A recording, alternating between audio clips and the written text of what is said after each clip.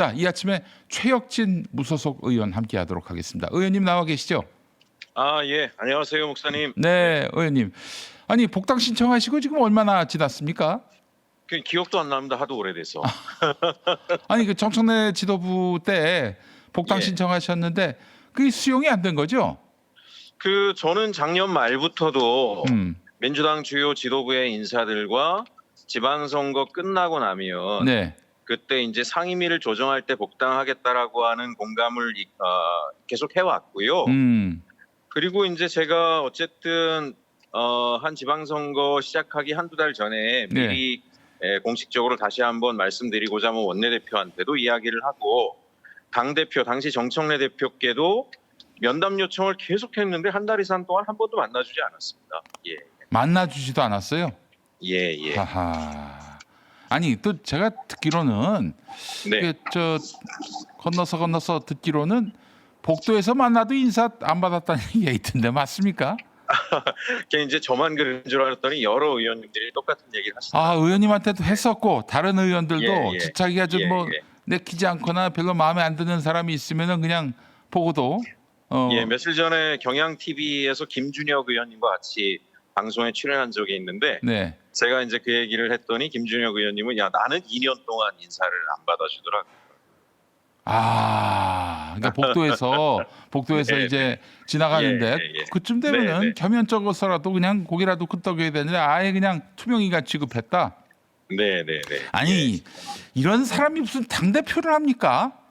아 그리고 또 저 중도 외연 확장을 추구하는 이재명 정부에서 또 저 네. 그 헌법 개정을 통해서 5.18 정신을 예, 예. 헌법 전문에 수록을 하려고 하는 그러려면 야당의 협조를 구해야 하는 그런 네.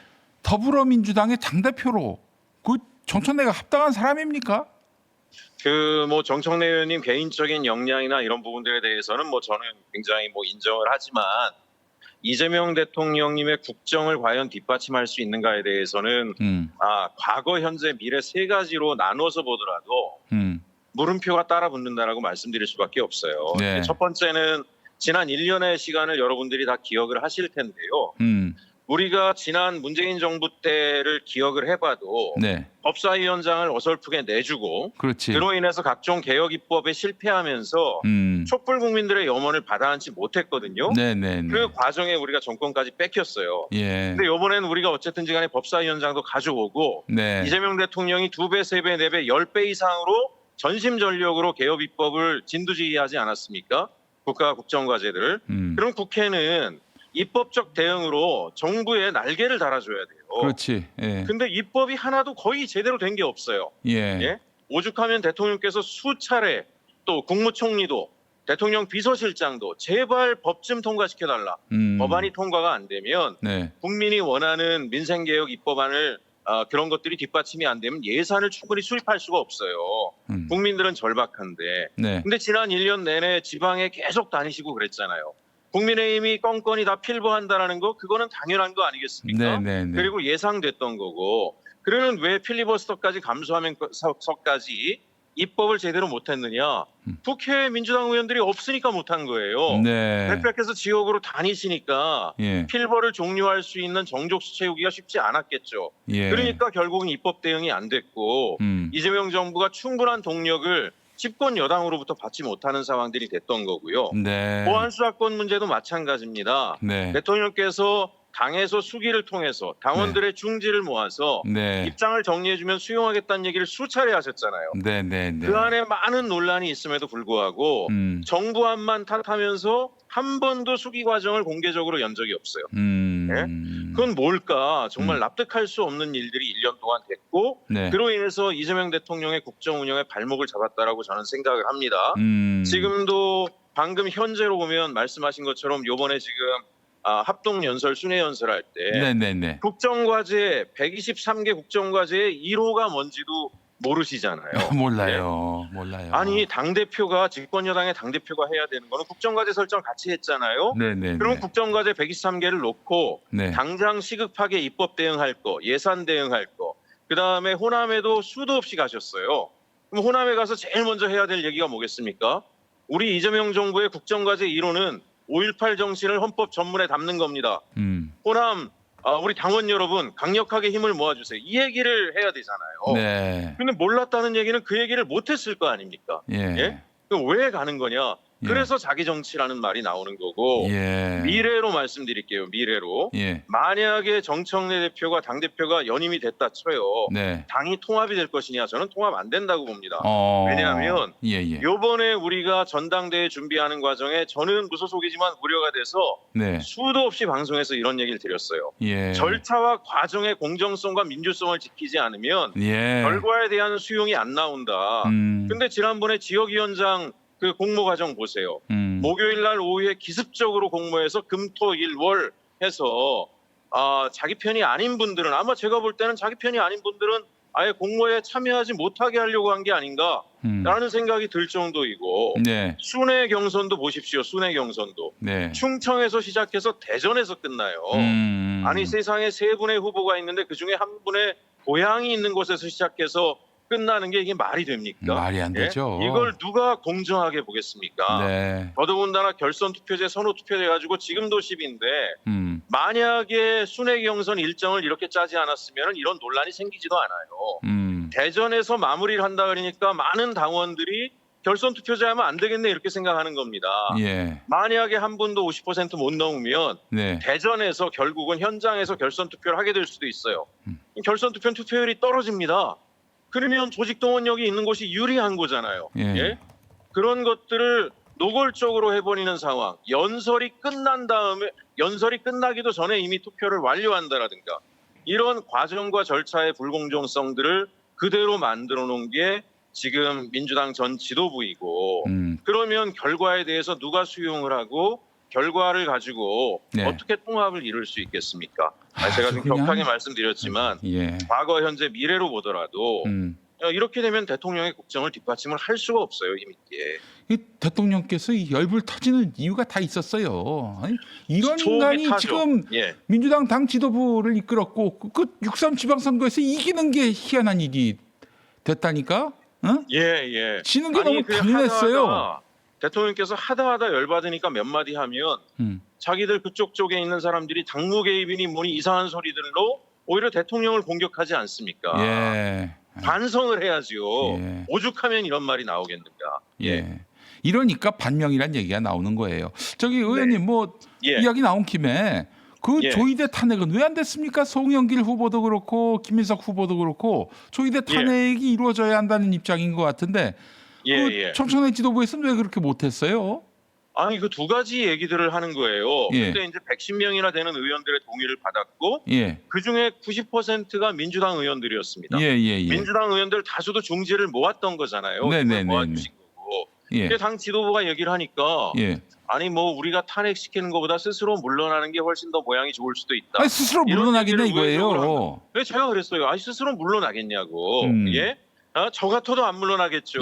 대법원장 자리를 지키고 있는 게 자기 방탄에 얼마나 유리한데 글쎄 말이야. 미쳤다고 물러나겠습니까? 더더군다나 예. 내란의 때가 묻어있다라는 의혹에 빠져 있는데 네. 자기 세력을 지키기 위해서라도 계속 남아서 목리를 부리고 이상한 행동들을 할 텐데 그거를 갖다 기대한다라는 것 자체가 말이 안 되고요. 네. 두 번째 예. 지방선거가 끝나고 나면 그때 가서 검토하겠다는 얘기들이 전달이 되었는데 아. 제가 그래서 이런 얘기도 했어요. 예. 아니 그러지 말고 예. 그 국민들이 지금 불안해하고 특히 당원들이 열불나 있는데 예.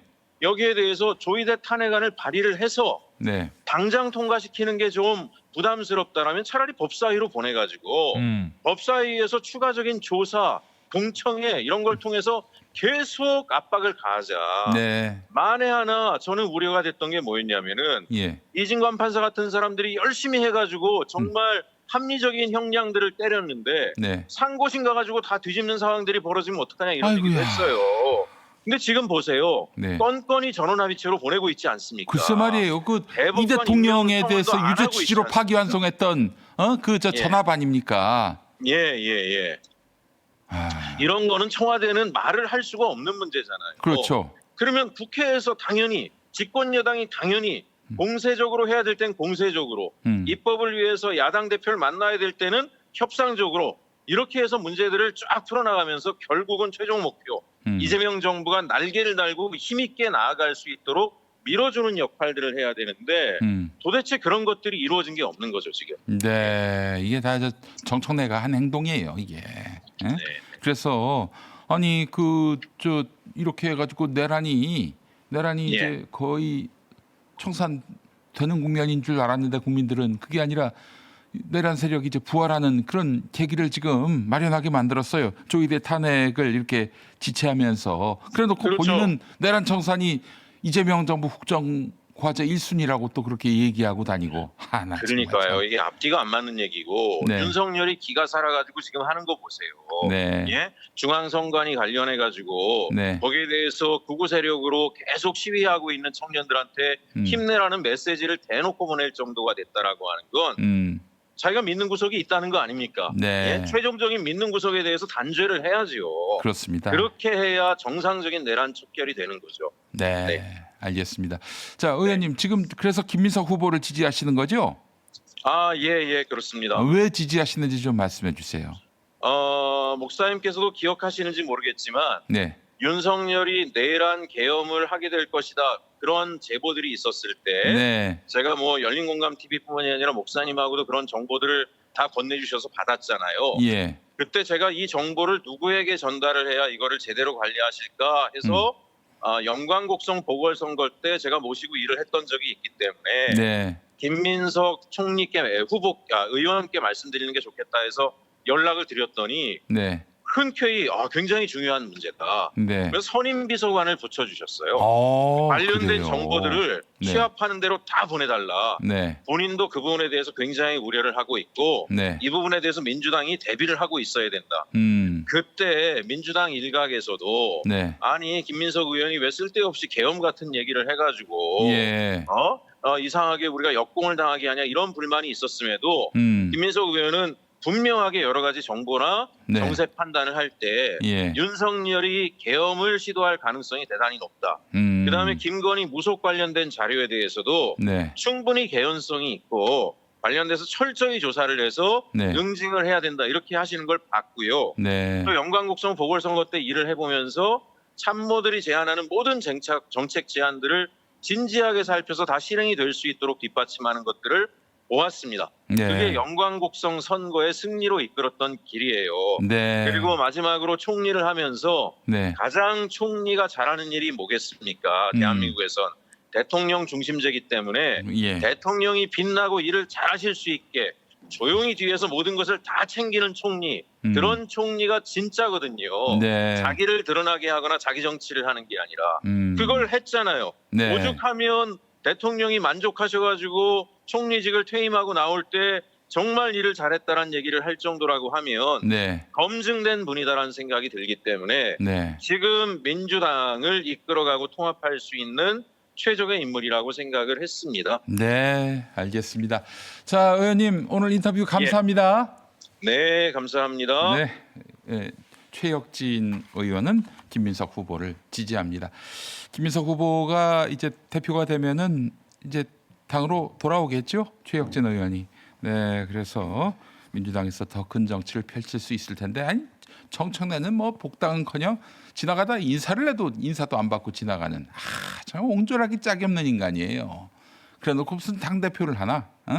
저 어제도 김어준이 뭐 수도 없이 물어봤더만 뭐 그 김민석과 그 전당대회 이후에도 함께 잘 지낼 수 있느냐? 뭐 말을 제대로 못해. 못하겠지. 하여간 여러분 민주당의 앞날에 뭐 탄탄대로는 아니더라도 걸림돌을 만들어서는 안 되지 않겠습니까? 정청래는 대표가 되면 안 됩니다. 정말 큰일 날 일입니다. 우리 호남과 수도권의 유권자분들께서 이 점을 충분히 숙고하시리라 이렇게 생각을 합니다.